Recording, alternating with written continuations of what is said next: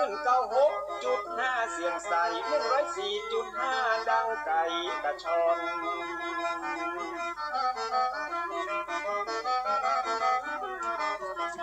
ของบ่ดีบ่เอามาตำของบ่ลำบ่เอามาป้อนปรมัตถธรรมที่เป็นยอดนอนของพระชินวรทรงตรัสสอนสั่งมันมาสัปปะเรื่องในล้านนาและภูมิปัญญาของคนบ่เก่าถ้าบ่ฟังคนเฒ่าตุเจ้าเปิ้นสอนมีพระตัวขาดนอนมีที่นอนขาดมุ้ง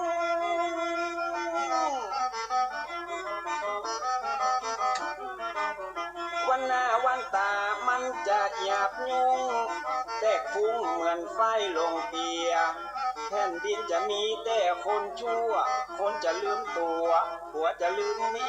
ยวัยรุ่นจะกินเหล้าเมาเบียร์สังคมจะเสื่อมเสียครอบครัวจะแตกแยก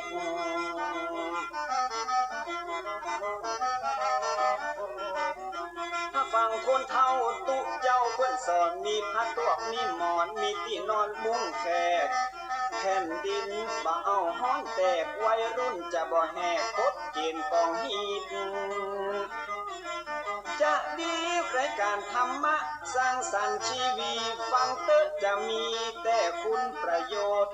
ฟังธรรมะแล้วพิจารณาบ่ใจเข้าหูขวาแล้วออกหูซ้าย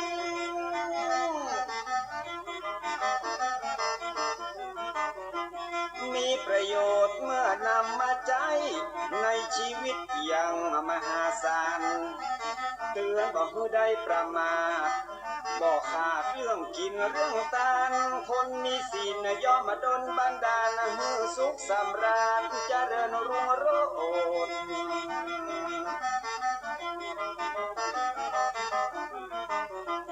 พ่อคนเฒ่าเปิ้นเข้าวัดวาดน้อมนำศีลมารักษาภายโพดคนบาเดียวจิตใจเหี้ยมโหดขี้มิ่งขี้โคดหยาบจ้าป่าเถื่อนไว้วอนเอาแบบคนเฒ่ากำพระเจ้าเปิ้นสอนแล้วจะเย็นเมื่อนอนแล้วบ่ฮ้อนเมื่อหนาว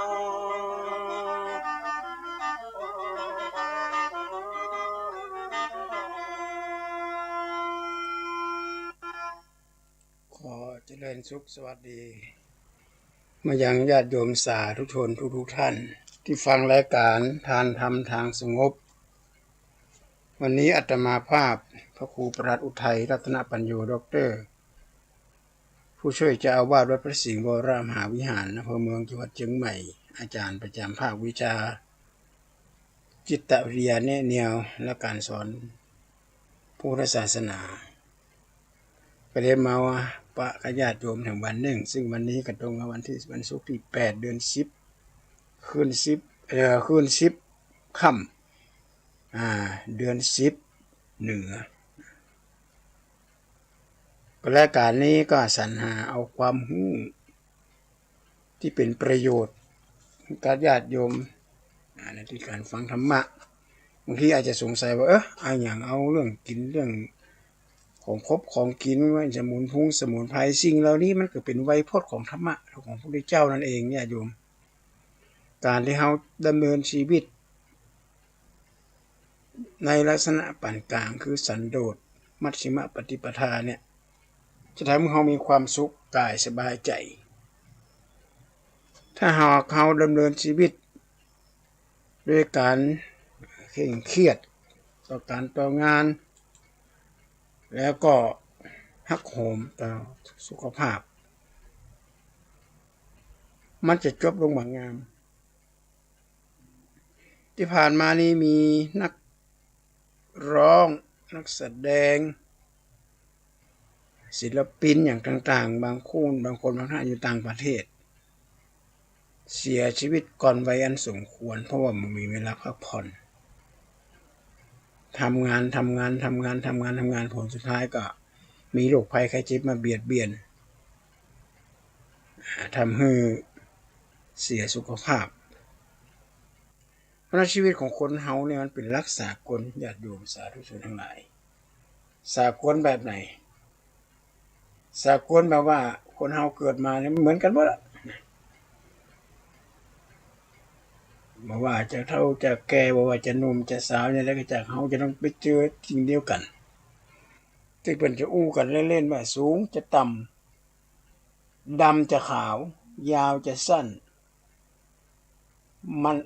มันจะคอนหย่อนจะตึงแล้วก็ซึ้งแล้วจะเซอะอันนี้มันเป็นปริศนาธรรมของคนโบราณเป็นฝากไว้ให้คิดฝากไว้เฮาคิดเฮาคิดว่าชีวิตนี้มันเป็นจังอี้แท้ๆสูงจะต่ำนี่ก็หมายความว่าสูงสุดอะนะไผก็จ้างเอาขี้เต่าของนายอำเภอเอาขี้เต่าผู้ว่าเอาขี้เต่าอธิบดีเอาขี้เต่านายกเอาขี้เต่าของมหาเศรษฐีเนี่ยเอามาวางกันเอามาวางไว้เรียงกันเนี่ยแล้วบ่ต้องเขียนชื่อเนี่ยรับรองจำมาได้สักคนน่ะขี้เต่ามันก็คือขี้เต่าหมายความว่าคนเฮาสุดท้ายเฮาจะต้องกลับมาสู่สภาพเดิมๆก็คืออยู่กับดินเกิดกับดินตายกับดินตายแล้วก็กลายเป็นขี้ดินที่บอกว่านะทิโลเกละโหนนะเกในโลเกอนามตังไม่มีซอกไหนมุมไหนในโลกนี้ที่ไม่มีสัตว์ที่มันตายทุกซอกทุกมุมทุกซอยทุกอย่างมีแต่สัตว์ทั้งนั้นที่เสียชีวิตเฮากินได้ทุกมื้อทุกวันเฮาอยู่ได้ทุกมื้อทุกวันก็เฉพาะจากซากพืชจากสัตว์จากซากศพที่ตายกันมา100 ปีพันปีหมื่นปีแสนปีล้านปีแล้วกลับมาเป็นพลังงานเป็นถ่านหินแม่เมาะเป็นถ่านเป็นน้ำมันที่เป็นขุดได้เนี่ยก็มาจากซากพืชจากสัตว์จากการค้นคว้าวิจัยมาอันนี้คือชีวิตของคนเฮามันเป็นแบบนี้นะสูงแล้วจะต่ำดำแล้วจะขาวก็คือว่าผมของคนเฮาเนี่ยนะเป็นมาละเป็นเตือนหันหูระวังระมัดระวังเตรียมเนื้อเตรียมตัวไว้ให้ดีโอกาสที่จะเกิดสิ่งเหล่านี้มันมีนักมีเต็ม 100% แล้วมันจะว่ามีนักล่ะผมเฮาจะต้องขาวยาวแล้วจะสั้นเนี่ยก็ไม่ให้สายตาของคนเฮาเนี่ยสายตายาวก็เป็นหนุ่มให้พออย่างก็หันหมดแจ้งเล่งต่อไปสายตาก็จะสั้นลงพอค่อยหันก็ห่างอ่ะจากขั้นมาก็มันและก็คอนคือเขี้ยวเฮาเนี่ยฟันเฮาเนี่ยตอนก่อนนุ่มนี่ครบกินมะขามคั่วกรอบเค็บครบกินกระดูกอ่อนนี่สบายแคบหมูแคบงัวนี่โอ้โหครบกินได้สบายแต่พออายุหนักขึ้นเนี่ยมันก็เริ่มลงไปละเริ่มเหี่ยวเริ่มเฉาเริ่มซบเซาลงไปมันแล้วจะก่อนย่อนแล้วจะตึงกับหูเฮาเนี่ยฮะแต่ก่อนเฮาก็ย่อนยานธรรมดาแล้วมันจะตึงหูจะตึงบ่เคยได้ยินกันซึ่งแล้วจะเสอะก็คือหมายความว่าหาอะไรอย่างก็งามเห็นหมดตรงเสียงตอนหนุ่มตอนเน้นเพราะใหญ่โตน่ะใหญ่หน้ากาบานเพราะเฒ่าแก่เฒ่าแสลมาเพลงอย่างก็ตื้อบ่ม่วนมันบ่มีความไพเราะล่ะเพลงนี่มีความไพเราะก็คือหลักของธรรมะในทางของพระพุทธเจ้านะญาติโยมเป็นที่สำคัญมากที่เราจะต้องเข้าใจปริศนาธรรมของพระสงฆ์ที่เราไปงานศพเนี่ยเราหันไปเขียนแบบฟื้นไปไม่กลับหลับไม่ตื่นฟื้นไม่มีหนีไม่พ้นเนี่ยเขานึกเป็นความตายนี่ที่ไม่ใช่นี่ญาติโยมเป็นการสอนคนที่เขาอยู่กำลังอยู่เนี่ยอ่านมันพบหูเลยไปไม่กลับเนี่ยหมายความว่าชีวิตของเขามันจะไปทั้งหน้าตลอดใครจะปิกมันนุ่มเป็นสาวเป็นสาวจีเป็นสาวน้อยนี่ไม่ใช่แล้วนะไปว่าจะไม่กลับมาละมันปิกมาเป็นนุ่มเป็นสาวทำละจะไปเตี้ยไปทางหน้าทิก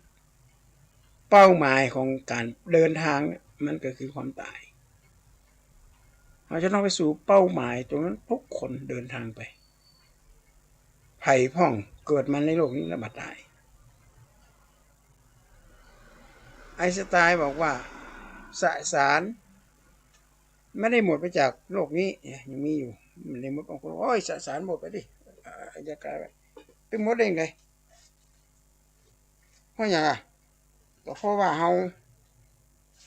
สมมติคนตายในบ้านมันก็ไปเพิ่มที่วัดจากในวัดก็ไปเพิ่มไปหิ้วจากไปหิ้วกันอยู่บริณมันก็เพิ่มแล้วมันไม่ได้หายไปไหนหรอกสารมันไม่ได้หายไปไหน มันก็อยู่ในนี้ที่มันเปลี่ยนแปลงสภาพจากคนที่เตียวไปเตียวมากินข้าวกินน้ำยิ้มแย้มแจ่มใสก็จับกลับมากลายเป็นคนบ่อู้บ่จาคือตายนั่นเองไปไม่กลับอันนี้มันเป็นปริศนาธรรมที่เฮาได้เข้าใจกันเฮาจะไม่ได้บรรลุลงคือเราจะปิกมาอย่างเก่าอย่างหลังนี้เป็นไปไม่ได้แค่วันเดียวมาได้ก็ปิกไปได้ระยะมีเงิน100 ล้านพันล้านกลุ่มคุ้มหัวก็ไม่สามารถจะซื้อเวลากลับคืนมาสู่สภาพเดิมได้อันนี้เป็นกฎเล็กของเป็นธรรมนูญของชีวิตคนเฮาเพราะนั้นการดำเนินชีวิตในแต่ละมื้อแต่ละวันน่ะพระเจ้าตรัสถามพระอานนท์ว่าก็ถึงความตายของคนเนี่ยพระอานนท์บอกกูตรงลมหายใจลูกความตายถึงวันน่ะพระเจ้าว่าเขายังน้อยไปอานนท์ตถาคตเจ้านึกถึงความตายทุกลมหายใจเขาออกวันหนึ่งตถาคตเจ้าจะต้องจากโลกนี้ไปนึกถึงจะอีละนั้นเวลาเขานั่งกรรมฐานพระวิปัสสนาจารย์ไปสอนคนก่อนเนี่ยเป็นภูมิปัญญาที่เฉลียวฉลาดมากสอนให้คนคิดเป็นทำเป็นเกิดในสิ่งที่เป็นมงคลกับชีวิตสิ่งที่เป็นมงคลกับชีวิตไม่ใช่ว่าความตายไม่ใช่เป็นอัปมงคลความตายนี่เป็นถือว่าเป็นมงคลกับการดำเนินชีวิตถ้ามีของตายเนี่ยเขาจะกินได้ก่อนไม่ง่ายนี่กินข้าวกับย่างกินข้าวปลาปิ้งกินทอดห้องแต่น้ำพริกอ่องห้องน้ำพริกน้ำปูห้องอะไรอย่างนี้แล้วถามมาในหม้อน่ะของตายทั้งนั้นก็หมายเขาว่าเป็นซกเป็นซากทั้งนั้นที่เราได้กินและอาศัยกินอยู่ความตายไม่ใช่สิ่งที่น่ากลัวบ้านที่เขาอาศัยอยู่ในวันนี้ของตายทั้งนั้นญาติโยมบดินกีที่เอามาแปลงก็ซากพืชซากสัตว์สะสมกันตกตะกอนกลายเป็นหินกลายเป็นบดินกีหินอย่างต่างๆนานาเหล่านี้ล้วนแล้วแต่ของตายทั้งนั้น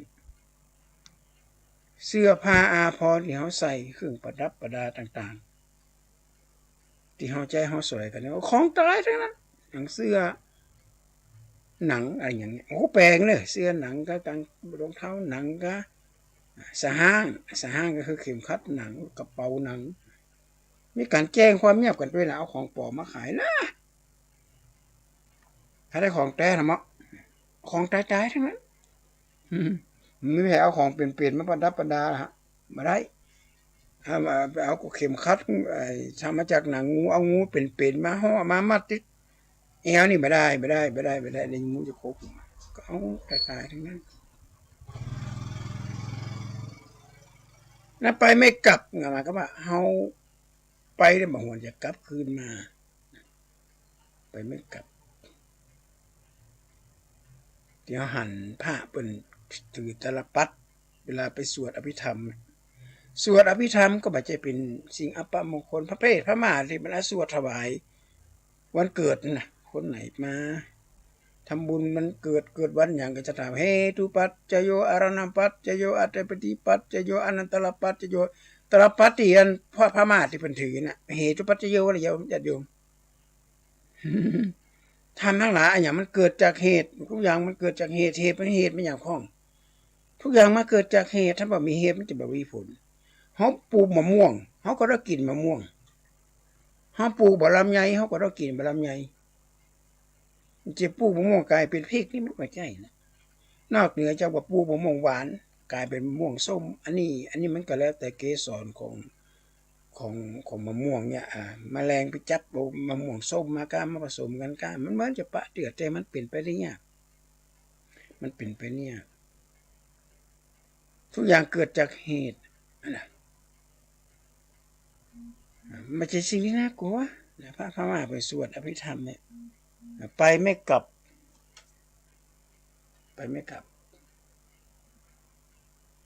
หลับไม่ตื่นวันนี้ก็มีนักรับบัดตื่นนี่นะคนเขาปัจจุบันเนี่ย ำว่ารับบัดตื่นนี่หมายความว่ามันจะตายนะญาติโยมเป็นการรับไหลลุ่มหล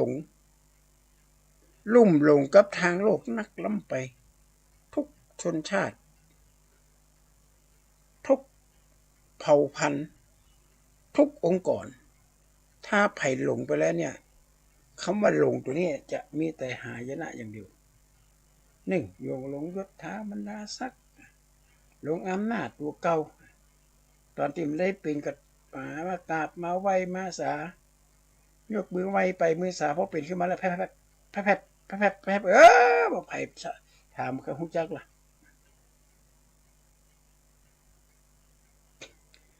เนี่ยคือว่าไปหลับไม่ตื่นลุ่มหลงนักเกินไปหลงในอำนาจหลงในความงามของตัวเก่าหลงในวัยของตัวเก่าอันนี้อันตรายเลย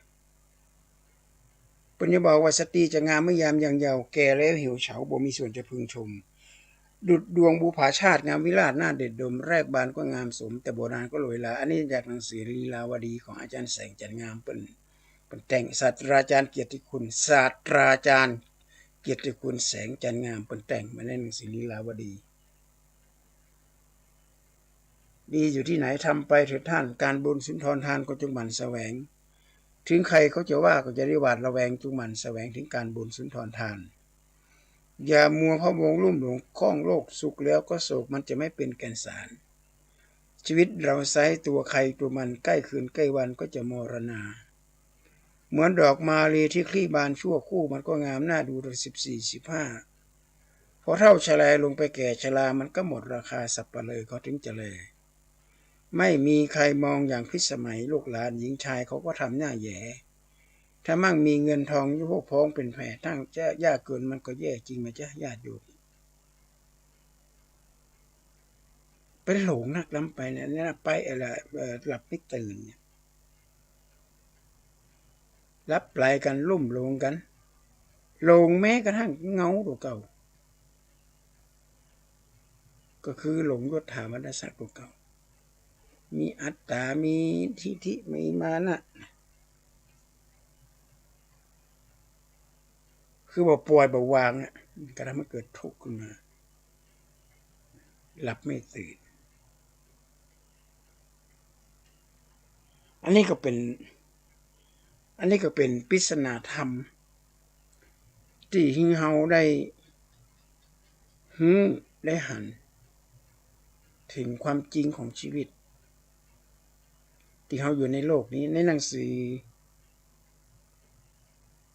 ของหลวงพ่อ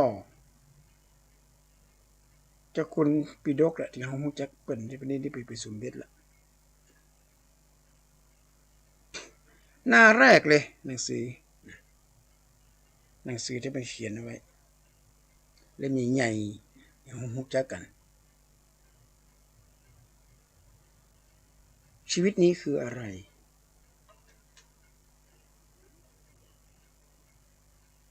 ญาติโยมเข้าใจก่อนชีวิตนี้คืออะไร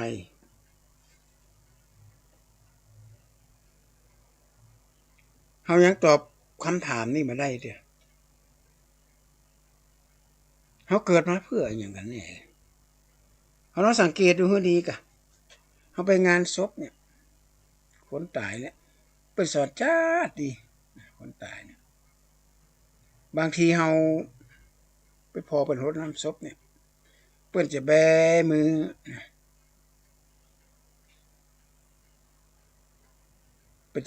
อพอว่าข้าพเจ้าไม่ได้เอาอะไรไปจากโลกนี้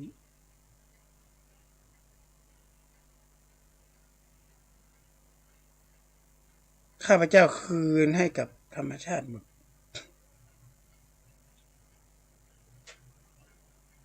คนมารดน้ำศพอันนี้คือเป็นภูมิปัญญาอันเฉลียวฉลาดของคนสมัยโบราณก็มีคนรุ่นหลังๆมาก็มาคัดค้านห้องไปรดน้ำศพไม่มีประโยชน์ไปรดทำไมนะว่าไปนู่นแต่มันเป็นปริศนาธรรมเป็นกิริยาบุญที่เขาแสดงออกถึงการเคารพต่อผู้เสียชีวิตหลวงพ่อชาเนี่ย ทิ้งเป็นมหาเถระผู้มียศถาบรรดาศักดิ์สูงเนี่ยถ้ามีงานศพตั้งที่วัดเปิ้นจะไปกราบศพเลยเปิ้นถามหลวงพ่อไปกราบหยังหลวงพ่อว่าบ่ได้กราบศพกราบคุณงามความดีกราบคุณงามความดีของผู้วายชนเพราะในขณะที่เปิ้นยังมีชีวิตอยู่เนี่ยเปิ้นช่วยเหลือสังคมเปิ้นสร้างสรรค์มีลูกมีหลานสร้างฐานะฮักชาติฮักบ้านเมืองพอเปิ้นตายไปแล้วเฮานึกถึงคุณงามความดีของเปิ้นที่เปิ้นสร้างเอาไว้เปิ้นบ่ได้เอาไปไหนเงินทองร้อยล้านพันล้านหมื่นล้านแสนล้านเปิ้นก็ทิ้งไว้ให้โลกเขาเนี่ยอยู่ต่ออาศัย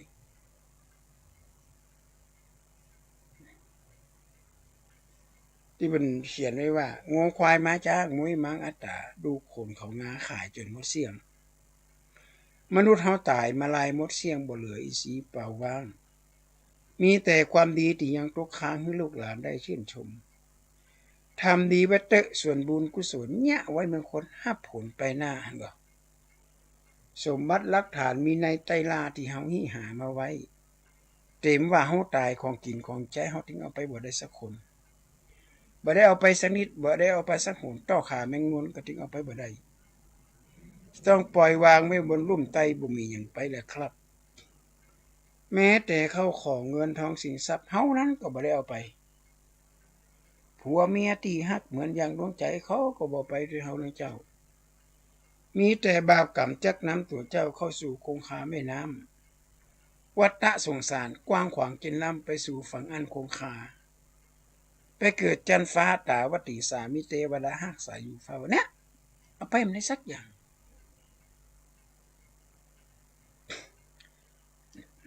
หลับไม่ตื่นฟื้นไม่มีเฮาไม่สามารถจะฟื้นเอาของเก่าของเดิมมาหรือฟื้นความเก่าความหลังมามันบ่มีประโยชน์บ่มีสาระเลยอดีตเหมือนเงาใต้น้ำไม่สามารถจะกลับคืนมาได้มันจะมานั่งเหงากกงกกลายเป็นโรคซึมเศร้ากลายเป็นคนบาอุปจารยังตะภัยพิษคนนั้นพิษกับคนนี้สาเหตุมาจากเพราะว่าเขาบ่เกียรติสาเหตุมันนึกถึงอดีตเกลียดคนนั้นเกลียดคนนี้เนี่ยอันนี้ก็จะบ่ได้ประโยชน์อย่างสิ่งที่เขาจะได้ก็คืออย่างความหายนะเกิดขึ้นกับตัวเขาเองนี่ฟ้าเป็นข้อคิดนะหนีฟื้นไม่มีหนีไม่พ้นก็คือว่าคือมันสามอย่างที่อู้มาเนี่ยภัยบันไดสามารถจะหนีพ้นสักคนไปไม่กลับเนี่ยภัยมันสามารถจะปิกไม่เหมือนนุ่มสาวญาติโยมสังเกตดูว่าคนสมัยนี้ไปย้อมผมเป็นสีเนี่ยมันก็เป็นสีแดงมันก็เป็นสีขาวมันก็เป็นสีชมพูของพวกเป็นสีนั่นสีนี่มากันไปลุ่มไปหลงใครรู้ก็ว่าสีที่เอามาย้อมผมเนี่ยมันเกิดต้นกำเนิดมาจากอย่างต้นกำเนิดของสีเหล่านี้เกิดขึ้นมาจากนายคิมหาวนายคิมหาวนี่เป็นนักธุรกิจที่มาลงทุนในเมืองไทยในเมื่อ30 ปีก่อนละ30-40 ปีก่อนละแกมาลงทุนค้าขายซื้อขายเกี่ยวกับน้ำยาเคมีของขายผลิตภัณฑ์อาหารเสริมอย่างต่างๆแล้วเนี่ยแต่ทุกคนน่ะที่บอกว่ามนุษย์สูอคัสโมนัตถิเขาบ่มีภัยเรียบเพอร์เฟกต์จะมีความสมบูรณ์ไปทุกสิ่งอย่างในคิมหาวนี่ก็มีลูกบ่าวอีกคนเป็นคนภาษาทางแพทย์เป็นออทิสติกมันเป็นเนี่ยได้ดีอาราวิบาลก็กลัวว่ามันจะหล่นมันจังหล่นไปอ่านเอียวนี่ต้องไปเสาะหาก็มีคนใจฮะในคิมหาวก็จะเอาคนเนี่ยนะลูกบ่าวแล้วไม่เมืองไทยเขาใครมาคนใจก็บอกว่าคุณท่านครับ จะเอาหูหนูไปเมืองไทยเนี่ยคุณท่านต้องย้อมผมให้เขานะครับเอาผมเป็นสีทองนะครับสีทองและสีขาวตัดนะครับดูแล้วมันจะเด่นเวลาคุณหนูวิ่งไปไหนเราจะได้รู้ว่าเนี่ยลูกชายเราเองคิมหาวก็บอกเองพูดถูกนี่ก็เลยเอาลูกชายมาย้อมผมแต่คนที่เป็นออทิสติกเนี่ยหน้าตาเขาดีนะญาติโยมเขาพอบอกออกเลยว่าเขาเป็นนี่นะเขาหน้าตาจัดรอลูกของนายคิมหาวก็ลงจากเครื่องบินมาก็ไปอยู่กับตีก็เดี๋ยวนี้หล่นไปหล่นมาคนใจกระจำได้ละมันหล่นไปห้างกันดึกหัวผมของข่าวมีไผละ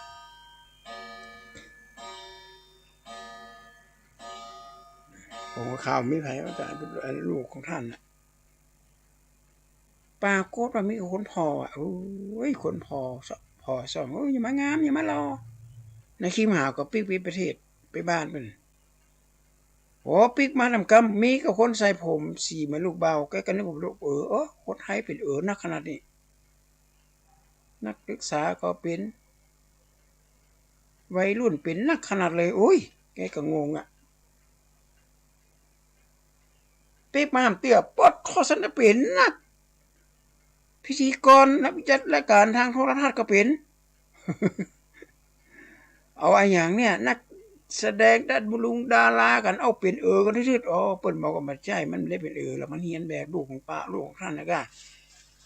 ในคลิปหาวก็เลยเข้าใจก็เลยเอายาย้อมผมมาขายขายดีญาติโยม ย้อนเฮาเฮียนแบบเปิ้นเนี่ยหันเปิ้นเนี่ยจะได้ก็เนี่ยได้เปิ้นกินก็กินได้เปิ้นเล่นก็เล่นเหมือนเปิ้นเราบ่ฮู้ที่ไปที่มาว่าที่เปิ้นย้อมผมสีดำน่ะสีขาวน่ะเปิ้นย้อมเพื่อให้ลูกบ่าวเปิ้นเฮาหมู่ขี้มีดังอย่างบ่ได้เป็นยังก็มาใส่เข้าไปก็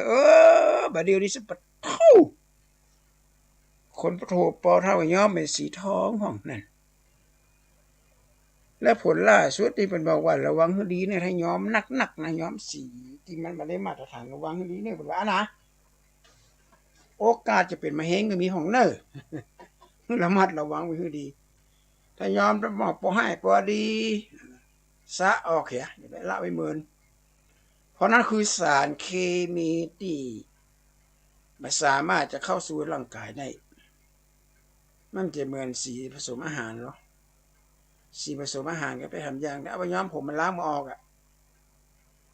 สีผสมอาหารมาเข้ากันย้อมผมมันบ่ติดต้องย้อมกับอาหารเป็นข้าวก็เป็นสีผสมอาหารน่ะเป็นอาหารแป้งเป็นอย่างนี้มันเข้าอยู่แต่ถ้าเอาสีผสมอาหารเป็นย้อมผมนั้นมาเข้ากันไปคนละที่คนละทางเลยอันนี้ก็ถึงเปรียบเทียบหูบ่ได้นะที่เขาเนี่ยกันไปเนี่ยแต่ก็เนี่ยจะมีนักเที่ยวราตรีนักร้องก็ไม่ใช่นักร้องละละอ่อนเนี่ยนักศึกษาเนี่ยไม่ผมยาวกันก็เลยไม่ทรงผมทรงฮิปปี้แต่ก็เนี่ยโหขนาดหูกับทรงฮิปปี้นี่มันมาได้ยังไงผมทรงฮิปปี้ผมยาวเนี่ยเกิดขึ้นมาจากนักวิทยาศาสตร์ในคานฮอกเกอร์ก็ดีในกัสปาก็ดีในอย่างเนี้ยที่เขานั่งเฝ้าทฤษฎีที่เขาทำขึ้นมาเนี่ย เป็นทฤษฎีที่เขานั่งเฝ้าแล้วบ่ได้อาบน้ำอาบท่าแล้ว ผมก็บ่ได้ตัดเสื้อผ้าก็ได้เปลี่ยนผ่องบ่ได้เปลี่ยนผ่องเพราะว่าอันแล้วมันจะฆ่าสายตาการบันทึกการอย่างนี้ผมเขาได้ยาวพอทฤษฎีเขาเรียบร้อยหมดเนี่ยโอ้โหเป็นที่ยกย่องสรรเสริญของนักของรัฐบาลของเป็นเฮือรางวีรางวัลสามารถสร้างทฤษฎีเหล่านี้ขึ้นมาได้เนี่ยก็เป็นสุดยอดละ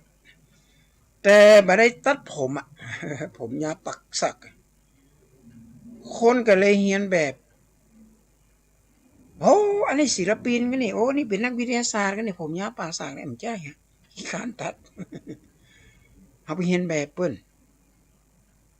หันเปิ้นเป็นจังได๋เฮาก็เป็นจะอันน่ะเนี่ยต้องระมัดระวังกันให้ดี ทุกสิ่งทุกอย่างเนี่ยนะเขาไปทำบุญสุนทานกันเสมือนเดียวกันจะไปเห่อตาเป็นตานักเขาตานักใส่นักก็ละอายใส่หลายก็เสี่ยงก็คือมันพอเหมาะพอควรการทำบุญเนี่ยนะญาติโยมถวายสังฆทานเนี่ยเขาไปสามารถจะแก้ไขต้นเหตุของสังฆทานได้อาตมาภาพหลวงพ่อพระสิงห์เนี่ยสังฆทานกองเตรียมหน้ากุฏินี่มาถึงวันแต่ก่อนนะระยะหลังๆเนี่ยบักหายนะเพราะมีโควิดแล้วสังฆทานเนี่ยมันจะเป็นสี่เหลี่ยมเป็นกล่องยามีถึงกล่องยามีถึงถังเหลืองแล้วมีหลายคนมาเอามาเล่าสังฆทานเต็มกุฏินะไผก็บ่อาตมาเลยประกาศว่าเอาของมูลนี้ไปให้คนน่ะมันผิดกฎหมายถ้าบ่เอาอาจจะผิดศีลธรรมเอาไปหาผู้คิดจิผิดกฎหมายแบบใดญาติโยมยาที่ในสังฆทานน่ะหมดอายุไปเป็น 2-3 ปีซื้อมาก็ถึงหมดเลยหับตานวันนั้นก็มาแกะพอหมดอายุละยาพาราเซตามอลยาแก้ไอยาธาตุน้ำขาวธาตุน้ำแดงเนี่ยพอน้องโกนหมดอายุไปเป็น 4-5 ปีนะแล้วก็ได้ถามคนขายว่าอันอย่างเอาของที่มาขายไปบอกไม่ได้ขายไม่ได้เอาให้คนกินปนตาเนื้อผีนั่นเปิงอะกะอาตมาเลยบอกกล้าเอาไปให้ใครแม้แต่ถังเนี่ยถังที่เอาใส่ก็ยังไม่ได้มาตรฐานญาติโยมเอาใส่น้ำไปนี่แต่แคบเพราะฉะนั้นถ้าหากจะกินจะตาเนี่ยต้องได้บุญและได้กุศลบุญคือกิริยาเกิดขึ้นจากการกระทำเป็นกิริยาบุญเนี่ยอย่างใดมันดึงได้ไปช่วยเหลือเกื้อกูลกันไปใช้ไปช่วยเป็นปลูกข้าวไปช่วยเป็นล้างไฟล้างชามอย่างนี้กิริยาออกมาเป็นบุญเป็นกุศลแต่กุศลเนี่ยคือความเฉลียวฉลาดทำและได้อย่างของอันนี้คือเรื่องที่สำคัญมากเอาหวีไปถวายพระเจ้าเนี่ยมันไปได้ประโยชน์อย่างก็ได้บุญก็ได้บุญนี่ได้กิริยาบุญแต่ประโยชน์ที่ได้พระเจ้าเปิดอภัยอย่างพระเจ้าจะมีผมเอาหวีไปถวายพระเจ้า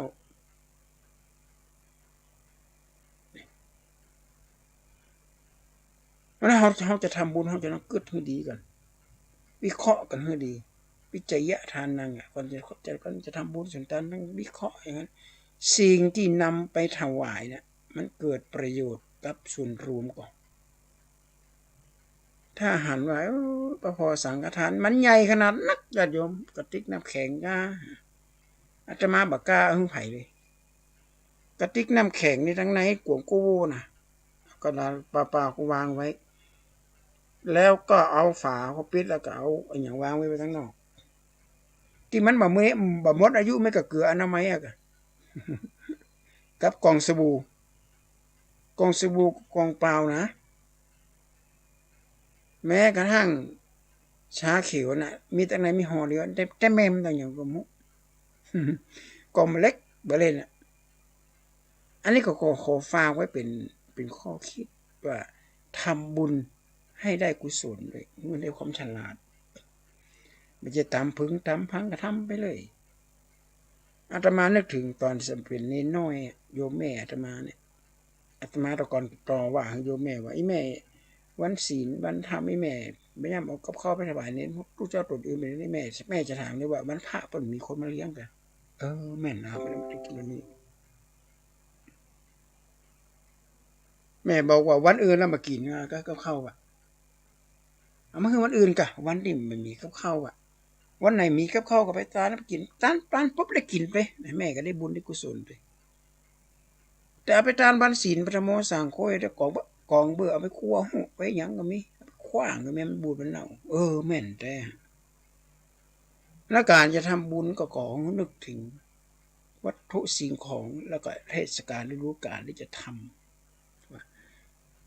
มันเหมาะป่ะแล้วประเดี๋ยวที่มีช่วงนี้ก็จะมีการถวายเทียนพรรษาก็ถวายเทียนกันได้นะพระเผื่อไปมอบของครับรอบนอกของบ้านนอกคอกนาพระสงฆ์สามเณรที่วัดสำนักสงฆ์ที่บ่มีเทียนที่บ่มีไฟฟ้าเข้าก็เอาไปตาม บางแห่งก็เอาเตียนติ่มปัจจัยเตียนแต่จะหลอดไฟฟ้าอันนี้ก็ได้อานิสงส์จากการถวายเตียนพรรษามันก็แปลสภาพได้เหมือนเดียวกันแปลสภาพได้มาเพราะว่าเตียนขี้ผึ้งเนี่ยนะเรื่องเล่ามาว่าสามแม่ลูกเนี่ยเพิ่นไปเสาะหาของป่าแม่สี่ถึงแม่สามแม่ลูกสี่แม่ลูกอีกแล้วถึงสี่ถึงแม่ปรากฏว่าถูกน้ำมันปัดพาไปน้ำพัดปลาไปแม่ก็อยู่กลางแม่น้ำมันบอกลูกสามคนหนีขึ้นไปบนฝั่งเถอะมันต้องห่วงแม่แล้วแม่อายุนักละลูกสองคนคนเก่ากับคนกลางว่ายข้ามฝั่งแต่ลูกคนล่าไม่ยอมว่ายเข้าฝั่งปิ่งว่ายไปหาแม่อุ้มแม่ขึ้นจากฝั่งแม่ก็เลยรอดตายพอแม่รอดตายแม่ก็บอกว่าลูกเขาได้อย่างพ้องในโลกเนี่ยลูกล่าอุ้มแม่ขึ้นจากฝั่งแม่น้ำลูกเขาได้อย่างบอกแม่มาเตอะเหลือบากว่าแรงแม่จะหามาให้แกว่าขอปอนจากแม่ก็แล้วกันขอให้เกิดมาเป็นพระสัมมาสัมพุทธเจ้าเป็นศาสดาเอกของโลกลูกจะได้อุ้มแม่อุ้มสัตว์ทั้งหลายข้ามจากโอคะสงสาร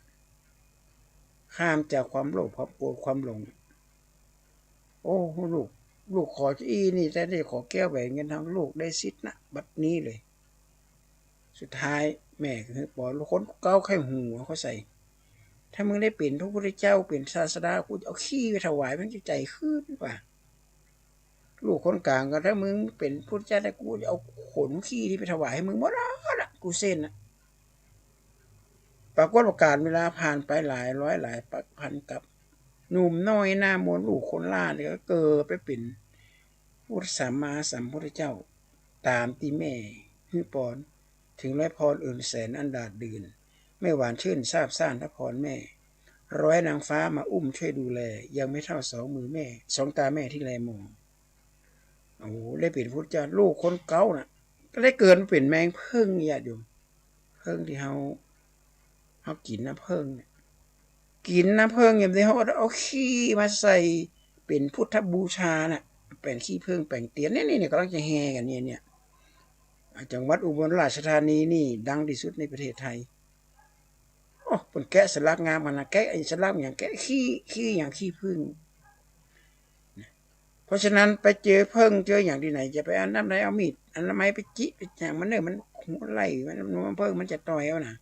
เพราะมันหัวขี้มันจะไปทำให้น้องบ่าวกัน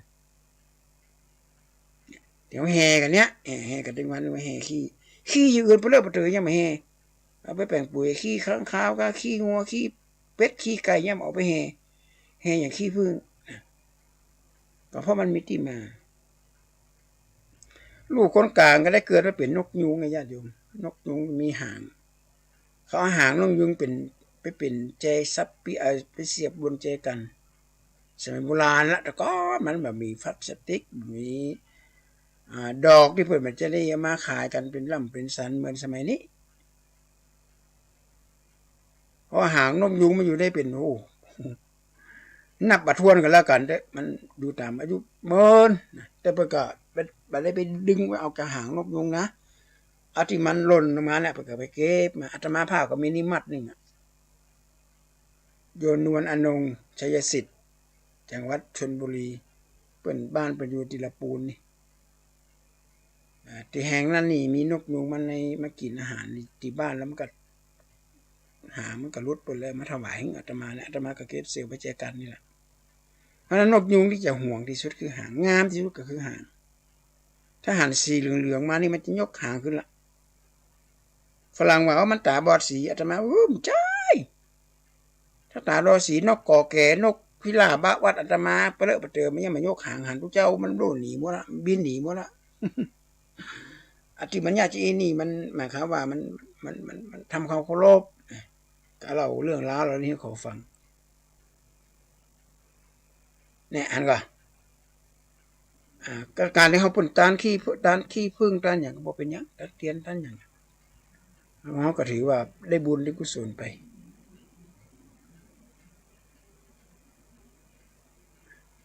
อันนี้ญาติโยมสาธุชนทั้งหลายที่อาตมาภาพกับหลับไม่ตื่นฟื้นไม่มีหนีไม่พ้นนี่คงจะเข้าใจกันดีนะเวลาเราไปงานศพงานสากงานศพเนี่ยที่มันเป็นงานอัปมงคลเนี่ยนะสมัยโบราณเนี่ยอาตมาภาพก็ถามคนเฒ่าคนแก่อยู่เหมือนกันแล้วก็ถามคุณหมอก็ถามอาจารย์มณีพยอมยงเนี่ยนะตอนนั้นเป็นศาสตราจารย์เกียรติคุณมณีพยอมยงเนี่ยเป็นบอกว่าเป็นไซโคโลจีเป็นบอกอันนะเป็นเพื่อหลอดปืนเงินศพเปิ่นเพื่อเอาของในงานศพมาใจคนของคนตายมันจะคืดคนตายจะมาตัวเอาอาจารย์มณีบอกว่ามันผีมันจะมีขันห้าแล้วมันจะมาบีบคอเขาได้อย่างไรผีที่ว่านั่นก็คือว่าผ้าของคนใจเนี่ยมันอาจจะมีเชื้อโรคสมมติว่าคนตายตะกอนมันตายเป็นขี้ตูดขี้โมตายเป็นตายจากโรคอะไรเงี้ยโรคโรคอะไรเงี้ยโรคอะไรเงี้ยโรคกากเกลื่อนอะไรอย่างต่างๆเหล่านี้ถ้าเกิดเอามาเข้ามาในบ้านมันอาจจะติดก็ได้ป่วนเลยผิวคืดเผาพ่ออย่างเงี้ยบอกเขาก็ฟังอันนี้คือแต่ก่อนหลอดปืนหอปืนเฮือนเพราะคนสมัยก่อนเนี่ยเวลาเจ็บเป็นเย็นอุ่นเนี่ยจะควักทำลายคาคิดเติมไว้ปืนหอปืนเฮือนคนไหนไปหลอดปืนงานศพเนี่ยอันนี้มันจะติดเชื้อโรคง่ายๆอันนี้คือเป็นไซโคโลจีเป็นจิตวิทยาของคนสมัยก่อนหรือง่ายๆว่าเป็นภูมิปัญญาคนตะก่อนเวลาออกจากไปเหี่ยวมันไปจะหื้อล้างด้วยน้ำขมิ้นส้มปล่อยหันน้ำขมิ้นส้มปล่อยเนี่ยถ้าเปรียบเทียบนะก็เหมือนกับเจียวอะน้ำขมิ้นมันหอมญาติโยมจะไปหดเนื้อหดตัวเลยแล้วถ้าเวลาไปทำบุญบ้านก็ดีทำบุญวันเกิดก็ดีขึ้นบ้านใหม่ก็ดีไอ้อย่างต่างๆงานบุญทุกชนิดน้ำมนต์จะต้องไปใส่อย่างสักอย่างเลยบางทีก็ขมิ้นส้มปล่อยอันนั้นเขาใส่เนี่ยใส่เวลาไปพรมเนี่ยญาติโยมคนที่ไปใส่เสื้อสีราดนี่เสื้อสีชุดพระราชทานสีขาวเป็นเบอร์เลยนะสักก็ออกยากเลยแล้วมาเกิดบ่มีอิทธิฤทธิ์อย่างขึ้นมาเลยน้ำขมิ้นสมัยก่อนเนี่ยน้ำขมิ้นน้ำส้มปล่อยสมัยก่อนเป็นเอาหดพระพุทธรูปหลายคนช่วยกันหดไปหดมาพระพุทธรูปก็ได้ใส่ปิ้งเนี่ยมันกัดนะมันจะมาใส่บาตรน้ำมนต์เนอะโอ้น่ากลัวอันนี้เขาต้องทำบุญเขาต้องมีกุศลก็ต้องมีความเฉลียวฉลาดด้วยมีโยมท่านหนึ่งโทรศัพท์มาถามพระเจ้าเนี่ยว่าเอาศาลพระภูมิมาตั้งทุกเจ้าบางคนก็บอกว่าไร้สาระบางคนมีความหัวบอกว่าศาลพระภูมิมันไม่ได้ช่วยอย่างเฮาตั้งมันอย่างอาตมาขอตอบว่าตั้งสมควรตั้งไว้ไม่ได้สตางค์ไผมาซื้อหรอเพราะอย่างที่ต้องตั้งศาลพระภูมิสมัยข้างพุทธกาลนะพระสงฆ์เขาเนี่ยเปิ่นไปจำพรรษาในป่ามาลาพระเจ้าไอ้ผู้ผีปีศาจก็นึกมากำเดียวก็เลยมาเกิดอย่างนักโอ้อันอย่างพระเจ้ามันไปสักเดียวเอามานั่งภาวนากันเป็นกลุ่มยอมมันเกิดไปไหนกันไม่ได้กับสุรแล้วป้ากันหลอกแลบลิ้นปิ้นตาพระเจ้าก็หล่นหูใจหุยไว้มาหาพระเจ้าบอกโอ้ไปคุยตีปโลไปอยู่ในที่เพื่อนนะบอกเปิ้งกับเปิ้นไล่เฮอไปพระเจ้าก็เลยเฮคาถากรณียเมตตาได้สูตรสวดเห็นเนอสวดปั่นปุ้งปั่นปอนขออนุญาตปกกับเจ้าที่เจ้าทางเจ้ากรรมนายเวรที่ลุกล้ำล่วงล้ำกรรมเกินวันเนี้ยมาได้มาหยามานั่งปฏิบัติธรรมก็สิ่งเหล่านี้ก็หายไปทีนี้ก็มีนักวิชาการเป็นคนถือศาสนาพราหมณ์เป็นบอกมันเกี่ยวกับศาสนาพราหมณ์นะครับท่านครับก็ว่างั้นนะมันเกี่ยวกับพูดโดยตรงเลยโคนเฮาก็เลยว่าเอาเคล็ดเหล่านี้มาสมมติเราไปซื้อที่ซื้อตางไปแปลงบ้านอยู่ที่เชิงดอยก็ดีไปแปลงบ้านอยู่ที่ในป่าในเขาในรีสอร์ทเนี่ยหูก็ว่าอันนั้นมันเป็นที่ของผีสางนางเรือเนี่ยเขาสร้างศาลพระภูมิเอาไว้และอัญเชิญเปิ้นมาอยู่บนศาลพระภูมินี่เอาเลี้ยงข้าวเลี้ยงน้ำให้เปิ้นสวดมนต์ให้เปิ้นมาอยู่บนนี้เฮาเกียรติเปิ้นสมัยตะก่อนอาจจะแปลงมางามอาจารย์มณีเป็นอุ้งฟังนะอาจจะแปลงมาแล้วก็กล้าแปลงงอกจูบน้อยๆมีเข้ามีอย่างไปวางไว้เหี้ยต่อมามนุษย์คนเฮานี่มันชอบความงามโลกแกะสลักเป็นเบอร์ แกะสลักเป็นหูปนั่นหูปนี่มีหน้าจัวก็มีอย่างเนี่ยทำอาหารแล้วมันเกิดความงดงามบัดเดียวนี่สมัครไปดูบ้านถวายโอ้งามคือก็ถือว่าเป็นแฟชั่นหรือว่าเป็นเครื่องประดับกับบ้านกับจองบางคนเอาค้อนไปตุบเจ้าตีเจ้าตางศาลพระภูมิเนี่ยก็บัดนี้จะติดคอกเลยไอ้คนที่ไปตุบไปตัดทำไมยันจะอีว่ามันเกิดอย่างไข่ไปตุบไปอย่างไปตุบเจ้าตีเจ้าตางกันเนี่ยมันไม่ใช่เรื่องนะสิ่งเหล่านี้ในทวิชาทางปรัชญาเป็นว่าด็อกมาคือบัตรต้องการเหตุและผลบัตรต้องการอาจารย์มณีว่าบัตรต้องการเหตุและผลแต่ว่าทำไปให้กูสุขสบายแล้วไปกลางป่ากลางดงจะกินข้าวกินอย่างเนี้ยกำเข้ากำแรกแบบจิ้มก็ใส่อาหารเราไปจะจงฝากชีวิตฝากผีฝากใครเนอะมันพอมันกวยเนอะดูแลลูกหลานเนอะจงเข้าไปไม่มีมั้งผีสางนักเดียถ้าบ่มีเนี่ยพระเจ้ามันผีมันมารอพระสงฆ์ได้ยังไงอ่ะมันก็ต้องมีจริงกะเทวดามีทุกแห่งอันนี้จากประวัติศาสตร์จากนี่เลยนะพระโอษฐ์ของพระเจ้าเลยอ่ะที่เป็นตัดสั่งภิกษุขออนุญาตไปพักพิงในป่าในเขาทีนี้คนบ้านเฮาเนี่ยหันว่าแต่เนาะเฮามาแปลงบ้านอยู่เนี่ยมาแปลงบ้านแปลงจองอยู่ใกล้ฝั่งแม่น้ำก็ดีอยู่ในป่าในเขาก็ดีเนี่ยโอ้โหร่างผีสางนางเดียวเนี่ยก็แปลงเข้าไปแปลงที่แปลงเจ้าที่เจ้าตั้งกับไว้บนบ้านศาลเก่าบางทีก็สวดมนต์ผ่องสวดกรณีผ่องสวดอะไรอย่างไรสวดอย่างหลายสิ่งหลายอย่างหลายบทอัญเชิญมีการอัญเชิญเจ้าที่เจ้าทางเปิดมาสั่งสิ่งสถิตอยู่ในเนี้ยเนี่ยก็มีทุกแห่งในวัดก็ยังมีเลยเจ้าที่เจ้าทางเสื้อวัดก็ยังมีทุกแห่งเพราะฉะนั้นฟันธงเลยว่าโยมที่โทรศัพท์มาถามว่าสมควรที่จะติดไหมอาตมาบอกว่าติดที่อยู่ของโยมห้องหัวเป็นของผีเป็นทูตผีปีศาจอย่างมุกี่ปีกี่แสนหมื่นล้านปีพันปีเขาไปหูอย่างแต่ถ้าเขาแปลงสารพระภูมิเปิดเนี่ยก็จบบางคนบอกว่าขนาดไฟจะเปิดสวิตช์ไฟมันยังไม่มีแรงมาเปิดเนี่ยมันนี่มีปัญญามาเปิดมันเรื่องอะไรมันจะดูแลรักษาเราเอ้ามันคนละเรื่องกับผีมันไม่ใช่มีขันห้าแล้วมันจะไม่เปิดไฟได้อย่างเนี้ยโอ้เกิดบ้าผีมันจะมีขันห้าถ้าผีมีขันห้าคนต้นไม้ทำลายปลากระต่ายเมื่อไหร่ก็ไม่รู้ไปผีไปบีบคอมันตายไปเลยก็แต่ผีบ่มีขันห้าไม่มีในรูปพรหมเนี่ยมันมีเพียงแต่มาหลอกมาหลอนงดตกใจแต่ถ้าเขาแปลงตีแปลงตาให้เป็นโยยาก็เป็นอาจจะได้ดูแลเขาคนจีนแปลว่าหยินกับหยานคือมันสม่ำเสมอกันคือมันเข้าขอกคล้องจองกัน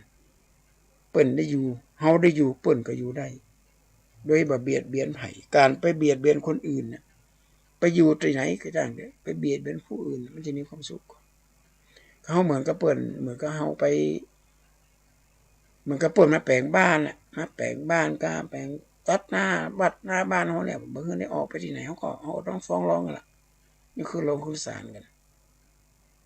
แล้วเขาไปแปลงบ้านแปลงอย่างในป่าในเขาก็ไปแปลงรีสอร์ทก็ไปสร้างนั่นสร้างนี่ไปแปลงขัวข้ามแม่น้ำไปขุดดินขุดอย่างเนี้ยก็ต้องมีการขออนุญาตด้วยนะภิกษุไปตัดไม้จัดตัดอย่างตะกอนสมัยในโรงเปรตได้ทำมาบดไปเลยพี่สองแม่ลูกให้ไปตัดตีไปเนี่ยอะไรพี่นางไม้เพราะฉะนั้นก็ต้องขออนุญาตเพราะฉะนั้นก็ประจำเป็นที่จะต้องไปฟังคำขี้ปากจากคนอื่นเปิ้นมีกับทุกบาลังคาเหมือนกันเจ้าที่เจ้าตางเนี่ยเฮาบ่ได้งมงายคำว่างมงายเราไปเปิดในพจนานุกรมมันหมายถึงว่าไปไปหลงก็สิ่งที่มันไร้สาระเสี่ยงสตางค์มาดอกบ่ได้แต่นี่มันก็บ่ได้เสี่ยงอย่างนั้นขี้ค้านแปลงนักลำไปกับแปลงหมกพอให้พอดีนะ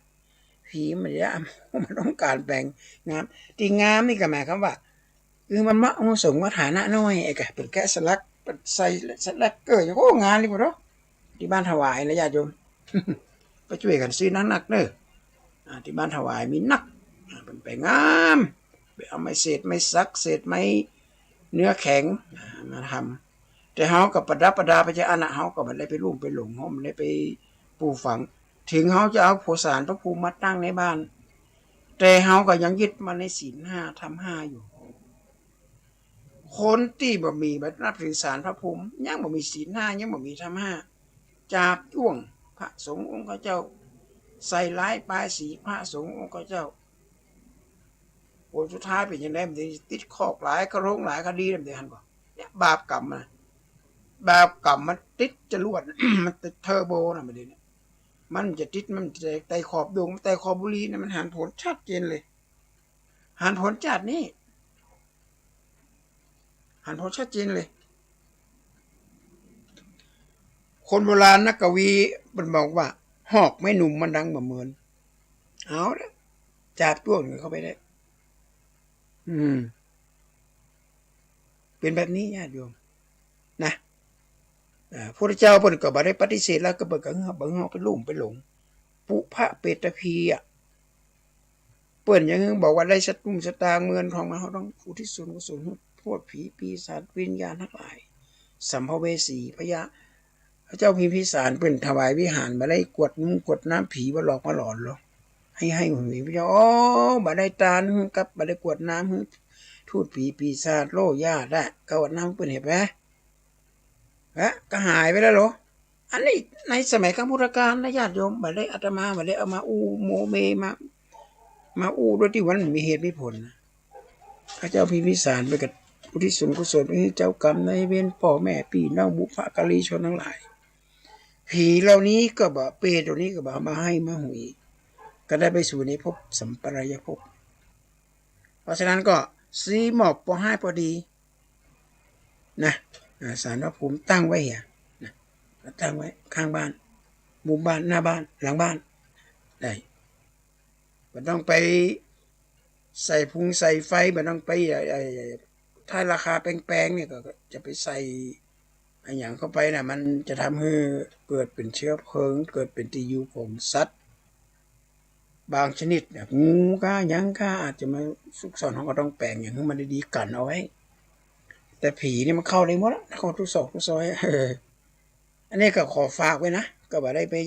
สนับสนุนให้ทำบางสิ่งบางอย่างแต่ก็บ่ได้คัดค้านสังเกตว่าคนจีนเนี่ยเปิ้นร่ำเปิ้นรวยเปิ้นมีเงินมีทองเปิ้นทำมาอย่างประสบผลสำเร็จคนจีนเปิ้นนับถือสิ่งศักดิ์สิทธิ์ที่มองด้วยตาเปล่าบ่หันคนจีนนี่นะเปิ้นจะสร้างมูลนิธิร่วมกตัญญูมูลปอเต็กตึงเปิ้นจะสร้างหันสร้างนี่บ้านแต่ละหลังเปิ้นก็จะมีเจ้าที่เจ้าทางเปิ้นกาเปิ้นแล้วเปิ้นอย่างประสบผลสำเร็จมันร่ำรวยมหาศาลคนจีนนั้น